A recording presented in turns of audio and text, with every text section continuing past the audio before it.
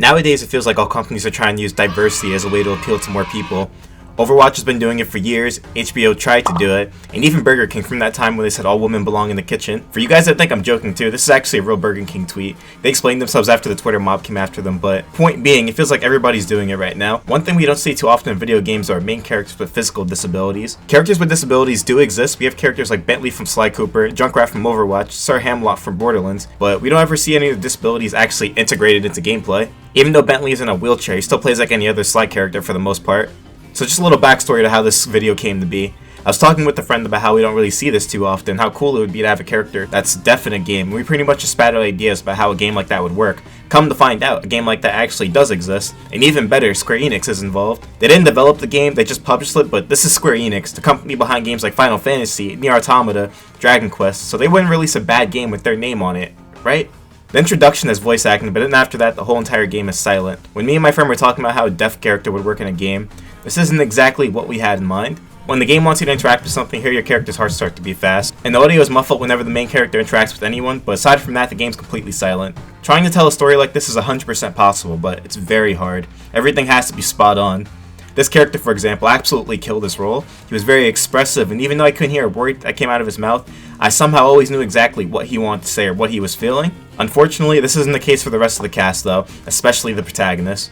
The game starts off with you fighting a Johnny Depp lookalike, and get comfortable seeing him because this game is essentially fighting the same 4 enemies over and over again. It's literally the same guy. We've killed this man so many times already. He's literally in every single cutscene. I knew from watching trailers that this game was a beat 'em up, so I figured with Square Enix making Sleeping Dogs that the combat would be similar, but instead this game plays like a Yakuza game. If Yakuza had a terrible camera, dodge mechanic that doesn't work, bad combat system, and if Kiryu had melee Martha grab range. I was standing over here and I initiated a grab, and my character teleported to the enemy. And it's not just this either, a lot of the animation and hitboxes in this game are wonky, from me getting hit when it looks like I shouldn't have, to my character spazzing out whenever he dies. This game was pretty easy, it was only ever hard when there were a lot of enemies on the screen. The dodging in this game just doesn't work, you can't choose which direction you want to dodge in, so when there were groups of enemies, I would dodge one person, my character would dodge directly into another person's attack, and sometimes enemies would appear off screen, but I couldn't see them because the camera is fixed. Because there's no sound either, you have to piece together most of the story through flashbacks. I actually kinda did have fun trying to figure out the story. The annoying part was when the characters would have conversations. There were scenes where the protagonist will have 5-minute conversation with somebody, and you kinda just have to sit there not knowing what's going on, and I don't know why the developers thought this was a good idea. Especially since the protagonist is actually able to read lips, so he knows exactly what's going on, but the player never does. I think wanting to make most of the game completely silent is fine, but at the very least the player should be able to understand everything that the main character does. The first flashback shows the protagonist as a child kneeling over a dead body, which I assume is his mother, and then shows the gunman who again I assume is now a mob boss. It adds to a lot of guesswork because the game literally doesn't tell you anything. They don't even tell you the controls. When you pause the game, it brings you to this screen. When you press a button, an icon on the screen will glow showing what the button does, but it doesn't explain everything. I learned halfway through the game that there's some sort of special button. I think it increases your damage and makes it so that you can break enemy guards easier, but like I said, I'm not sure because the game doesn't tell you. I'm not even sure what activates it, or if maybe it's some type of meter that you just can't see. All I know is that it made fighting enemies easier. We finally make it to the mob boss, which I assume is supposed to be a big turning point in the story. You finally find the man that killed your mother, and what should be a big fight scene. Looks like you're fighting somebody's drunk uncle pretty much. He pretty much eats everything you throw at him, and he is very slow, but the dodge mechanic is so bad that even though I can see the punches coming, there are times my character just wouldn't dodge how I wanted him to, which led to me dying a lot to this guy.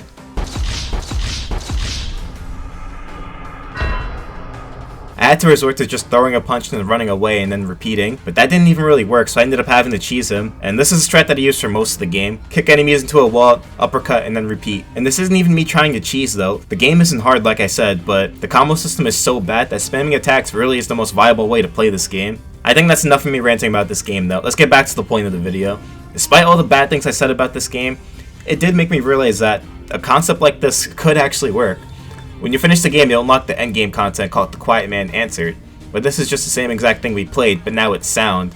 And it made me understand the vision that they had for this game, it just wasn't executed properly. First off, they were banking on people wanting to play this game again. It's only 3 hours long, so it can be finished in one sitting, which the developers intended, and I definitely would have played again had the gameplay actually been good. I think that they should have figured out something to where some of the game had audio, like maybe the long 5-minute conversations. When the cutscenes weren't too long and there were actually things going on the screen, I actually had a lot of fun trying to decipher the story. But having the player not knowing what's going on because the characters are just talking is never a good idea. This didn't really feel like a game, it felt like more of a concept, if that makes any any sense. It's unfortunate because it's a very good concept too, and one that we probably will never see again. It's rare to see big studios experimenting. That's something we only see with indie games nowadays, but I would love for Square Enix to take another shot at this game, maybe with a sequel or some type of spin-off, but with the reception that this game received, I doubt it's gonna happen. Another game I went into completely blind was a game called Perception. This time around, a main character is blind, which you may think would be really hard to actually turn into a video game, but the devs did it perfectly. Well, almost perfectly. I actually enjoyed this game so much that I considered making its own separate video, but we're just going to talk about the mechanics of this game today. It's a survival horror game, which I think really works well with the game's mechanics. In this game, your character is able to see things by tapping their cane and using echolocation, but the catch is that if you overuse this mechanic, it'll make it easier for enemies to find you because of the noise. I personally thought that the devs should have focused more on that, because the fact that I could barely see, and knowing that I could potentially be put in a scary situation was more scary than the actual enemies. There's really only one main threat in the game, and the game pretty much warns you about him, either by telling you to run or hide when he's nearby, or the screamer term right when he's close, basically telling you to hide. This was really the only problem I had with this game. There were some things story-wise that I had problems with, but we don't really want to get into that today. There's 4 chapters, and after chapter 2, the tension kinda died for me. I realized that there wasn't really any danger following me, which is honestly a shame. The whole being blind and echolocation mechanic work well together, but I feel like it's kind of wasted with this game. I looked into some reviews, and a lot of people thought that walking around blind was annoying, while another percentage of people thought they should have been completely blind for the whole game, even removing the echolocation mechanic. I have no idea how any developer would have pulled that off, especially in a first-person game, so that I completely disagree with, but I can kind of understand why people thought it was annoying. The developers intended for this to be a survival horror game, but instead it's a mystery game with a little bit of horror sprinkled in. Because there's not much danger, you're pretty much just walking from one room to the next, gathering clues to decipher the story, which was a little flawed, but overall pretty good, to where I finished the game in one sitting. Another indie game with a very similar concept dropped just 2 years prior to Perception, and Pulse. Just like Perception, the main character is also blind, and you move using echolocation. The character you play as hasn't always been blind, so you're able to pull memories from their childhood as a way to kind of see the environment without actually seeing it. So in this game, you'll rely completely on sound. You'll eventually meet these little creatures. You can throw them as a way to use the noise they make to provide yourself with more sight. Again, another pretty cool concept, but this one was actually executed worse than Perception. This game wants you to rely on visual cues, but that just doesn't make any sense for a game about a blind person. I much preferred Perception's gameplay approach, but this game wasn't terrible. It kind of felt like a demo though with how short it was. This game can be beaten in less than an hour, and there's even an achievement for finishing the game in less than 30 minutes, which isn't hard to do.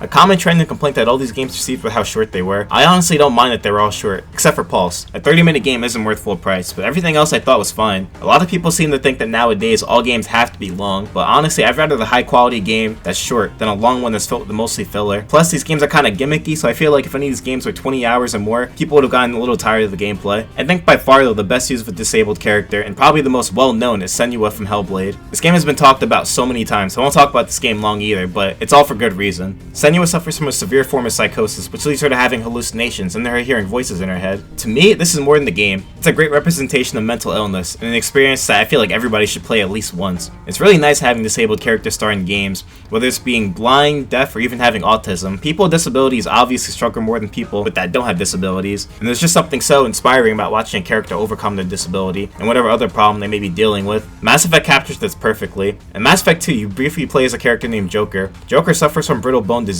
This game doesn't really do anything special other than the fact that you're limited to what you can do. All you really can do is keep moving forward. Your ship is being attacked, and it's your job to help the crew by turning on the defense system. Really short segment, but I thought it was really cool. With games like Hellblade blowing up, I feel like it's only a matter of time before somebody comes up with some crazy type of game that we haven't seen before, and I can't wait for that day to come.